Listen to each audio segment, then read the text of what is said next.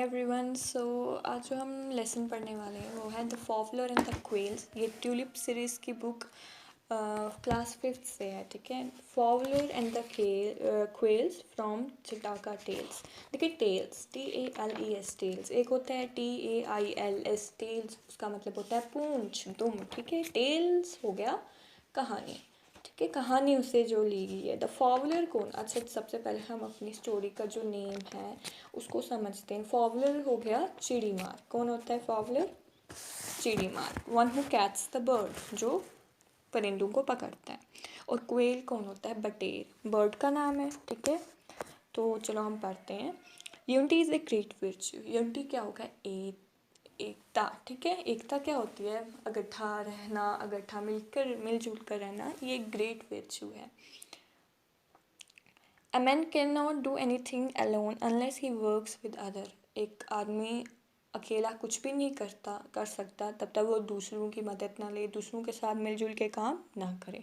Team work and collaboration make us achieve our aim with great ease. Team work क्या होता है? Team में रह के काम करना है। जैसे प्लेयर्स टीम में होते हैं, टीम में रह के काम करते हैं। और कोलाब्रेशन, कोलाबरेट करके काम करना हमें बड़ी बड़ी चीज़ें अचीव करने में हेल्प करता है। There is an old saying. Old saying पुरानी, ओल्ड हो गया पुरानी, सेइंग हो गया कहावत, एक बहुत पुरानी कहावत है। That the 5 fingers of a hand are not alike. हाथ की 5 उंगलियां जो होती हैं वो बराबर नहीं होती।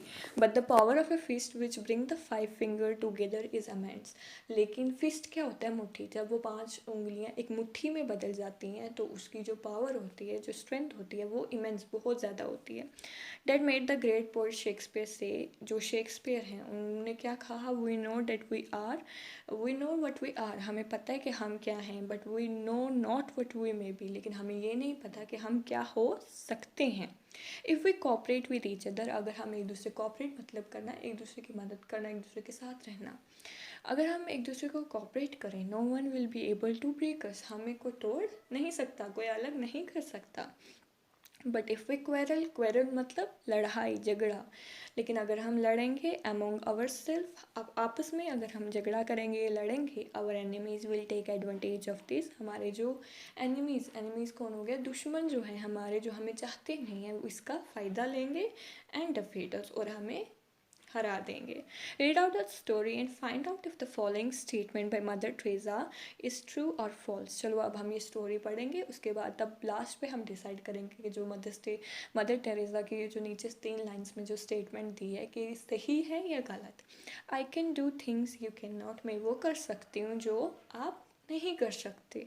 You can do things I can not, और आप वो कर सकते हैं जो मैं नहीं कर सकती। Together we can do great things. लेकिन जब मैं और आप इकट्ठा हो जाएंगे, हम इकट्ठा काम करेंगे, तो हम सारी चीज़ें जो इम्पॉसिबल थिंग्स हैं, जो मुश्किल नामुमकिन चीज़ें हैं, उन्हें भी हम कर लेंगे, मुमकिन हो सकती हैं। अब क्या हुआ? स्टोरी को स्टार्ट करते हैं और लास्ट पे हम डिसाइड करेंगे जो मदर ट्रेजा ने कहा वो सही है या गलत। Once upon a time there lived a quail in a forest at the head of many thousands of quails.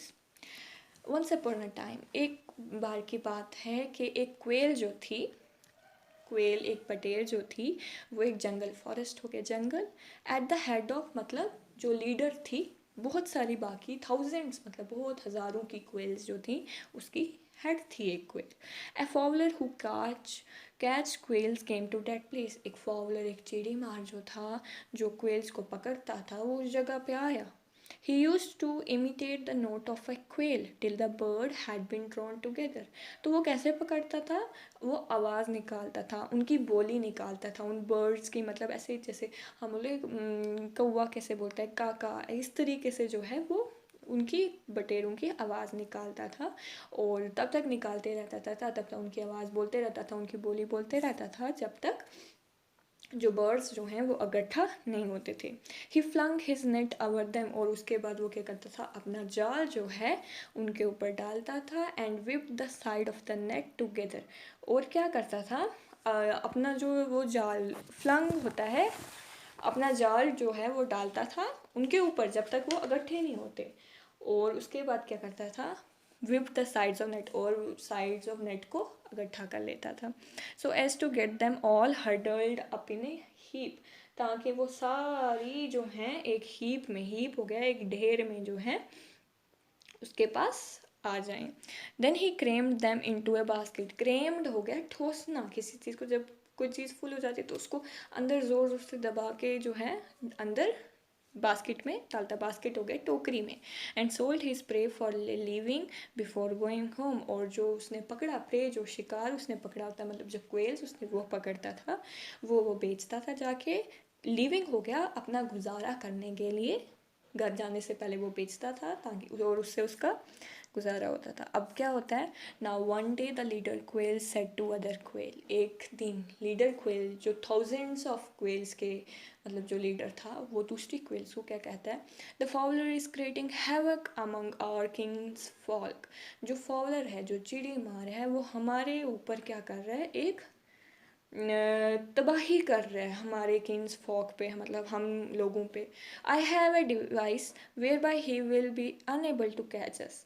मेरे पास क्या है, एक तरीका है, डिवाइस हो गया तरीका है, ढंग है, ठीक है, आइडिया है कि हम उससे कि वो हमें इसके बाद पकड़, जिससे वो हमें अनएबल हो गया कि वो नहीं कर सकता, unable to catch us. Catch होता है पकड़ना, वो हमें नहीं पकड़ पाएगा हैंस फर्थ, ठीक है। The very moment he throws his net our you. तो यह बताता है कि कैसे हम बच सकते हैं कि जब वो तुम पे नेट फेंके, let each of you put up his hand through a net and then all of you together must fly away with the net to such a place as you please and there let it down on the thorn brake. तो वो क्या कहता है कि जब वो हम पे नेट फेंकेगा तो हम सारे जो है अपना हेड जो है बाहर निकालेंगे नेट पे से और ऊपर उड़ेंगे और जाके उस नेट को कहाँ फेंकेंगे, कहाँ पे गिराएंगे, थॉर्न ब्रेक। थॉर्न ब्रेक क्या होता है, कांटेदार झाड़ी पे, ठीक है,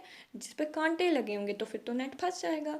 this done we will all escape from our several meshes. और इस तरीके से हम उससे बच निकलेंगे। Very good said they all in agreement. और बाकी क्वेल्स ने कहा बहुत खूब, बहुत अच्छे, और एग्रीमेंट हो गया, मानते हुए सबने ये कहा। ऑन द मरो when the net was cast over। On the मरो, मरो होता है द नेक्स्ट डे। जब नेक्स्ट डे पे नेट जो चिड़ी मार था उसने नेट फेंका, ठीक है, जब चिड़ी मार ने नेट फेंका, they did just the leader quail had told them. उन सब ने वही किया जो लीडर क्वेल ने जो है, जो बटेर थी, जो लीडर थी उनकी, उन्होंने बताया था। जैसे they lifted up the net, उन्होंने नेट को ऊपर उठाया, and let it down on a thorn brake escaping from underneath.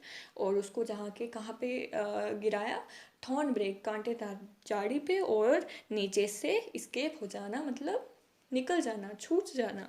While the fowler was still disentangling his net evening came. और अभी जब फाउलर अपना नेट उस थॉर्न जहाँ कांटेदार झाड़ी से डिस्टेंगलिंग मतलब निकाल रहा था, ठीक है, अपना नेट, इवनिंग हो चुकी, इवनिंग शाम आ चुकी, came on and he went away empty handed. Empty handed मतलब उसके हाथ कुछ ना आया, वो उसको खाली हाथ घर जाना पड़ा।